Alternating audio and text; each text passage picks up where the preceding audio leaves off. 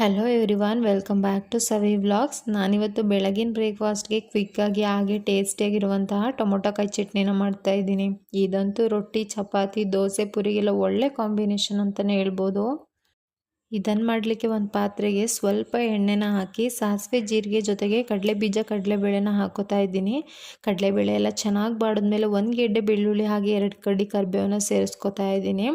ಅದನ್ನು ಸ್ವಲ್ಪ ಫ್ರೈ ಮಾಡಾದ್ಮೇಲೆ ಒಂದು ಈರುಳ್ಳಿನ ಕಟ್ ಮಾಡಿ ಹಾಕ್ಕೊಂಡು ಖಾರಕ್ಕೆ ಗುಂಟೂರು ಮೆಣಸಿನ್ಕಾಯಿ, ಒಂದು ಬ್ಯಾಡಗಿ ಮೆಣಸಿನ್ಕಾಯಿನ ಸೇರಿಸ್ಕೊತಾ ಇದ್ದೀನಿ. ನೀವು ಬೇಕೆಂದರೆ ಹಸಿರು ಮೆಣಸಿನ್ಕಾಯಿನೂ ಕೂಡ ಸೇರಿಸ್ಕೋಬೋದು.